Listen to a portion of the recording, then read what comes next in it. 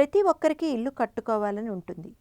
దానికి సంబంధించి వాస్తు తదితర అంశాల దగ్గర నుంచి గృహప్రవేశం వరకు అన్ని సలహాలు తీసుకుని ఇల్లు కట్టుకుంటారు. ఇంటి వాస్తు, వారి గ్రహబలము, శాంతులు ఇత్యాది అన్ని విషయాల్లోనూ జాగ్రత్త పడతారు. ఇప్పుడు అపార్ట్మెంట్ సంస్కృతి వచ్చిన తర్వాత గృహప్రవేశం అప్పుడు వెండి గోవు ప్రతిమను తీసుకువెళ్తున్నారు.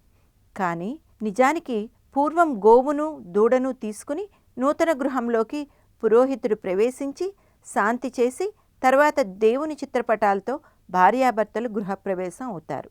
అసలు గృహప్రవేశంలో గోవుని ఎందుకు తీసుకువెళ్తారో మీకు తెలుసా? మనం ఈరోజు క్రయం చేసిన స్థలం లేదా ఇల్లు ఇంతకుముందు మరెవరిదో. మనం ఎంతో కష్టపడి రూపాయి కూడబెట్టి ఇల్లు కట్టుకుని కొంతకాలానికి మరణిస్తాం.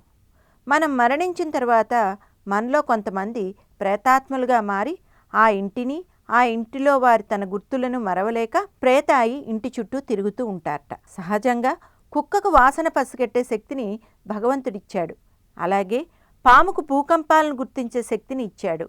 అలాగే ఆవులకు ప్రేతాత్మలను పసిగట్టే శక్తిని ఇచ్చాడు. అందుకే నూతన గృహంలో ప్రవేశించినప్పుడు గత వారి తాలూకు ప్రేతలు శాంతింపజేయడానికి, కొన్నవారికి కీడు చేయకుండా ఉండడానికి గోవును పంపిస్తారు. ఒకవేళ ప్రేతలు కనుక ఉన్నట్లయితే గోవులు గుర్తుపట్టి లోపలికి వెళ్ళటానికి మొరపెడతాయి. అప్పుడు పురోహితుడు శాస్త్రోక్తకంగా వేదపఠనంతో ఆ ప్రేతలను తరిమి తర్వాత గృహప్రవేశం చేయిస్తాడు. ఇది ఇందులో ఉన్న పరమార్థం.